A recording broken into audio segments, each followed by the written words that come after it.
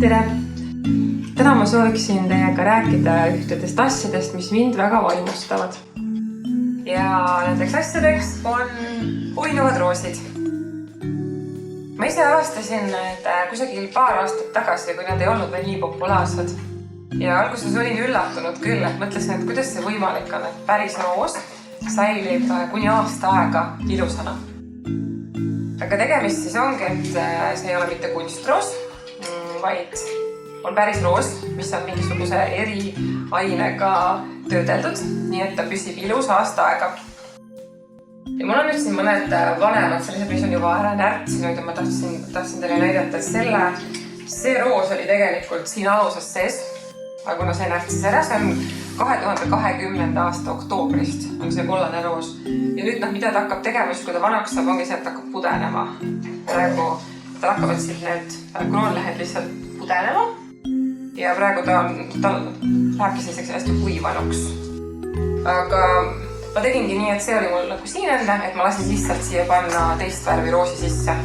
Põhimõtteliselt neid aluseid saab taaskasutada. Ei pea iga kord ostma uue roosiga koos uut alust. Ja nüüd on mul siin siis selline hästi ilus valge roos. Et neid roose on muidu igas erinevas värvitoonis, et ma olen näinud ka siniseid uinuvaid roose, rohelisi ja siis on igasugused kärtslillasid ja niimoodi. Mulle pigem meeldivad sellised loomulikumad värvid. See valge ongi üks praeguseid mu lemmikuid.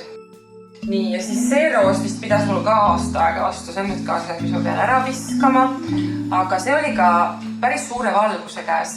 Et tegelikult neid uinuvaid roose ei tohi hoida valguse käes.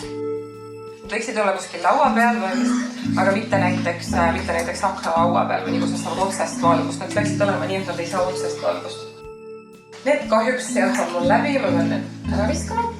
Aga siis, ja sellega ümber vahetama, sest see on nüüd eelmise aasta aprillikuust. See on mul olnud eelmise aasta aprilli lõpust. Et aastat ei ole veel täis, aga tema juba on niimoodi, et ta juba natukene siit pudeneb. Võib-olla nii värske, et enam välja ei näe, aga samas ta on ka veel selline, mis minu arust võiks veel natuke seista. Ja siis ma mõtlesingi, et ma lihtsalt lasen siia panna uue punase roosi asemele. Et jällegi selle aluse jätan nagu samaks. Ja lihtsalt lasen panna uue roosi siia. Nii. Ja siis on veel, kuna mul täitsa vaimustus praegu roosidest, ma olen endale mitmeid hankinud ja selline hästi armas roosa on ka veel. Ja arvatavasti ma neid rohkem ei osta, sellepärast et ikkagi mõõdukus enne kõike. Mul on nagu erinevatesse ruumidesse nüüd neid panna. Ja siis kaubamajast ma tellisin ka sellised, hästi ilusalt armsad sellised virsiku värviroosid. Siin on ka nüüd õpetus peal.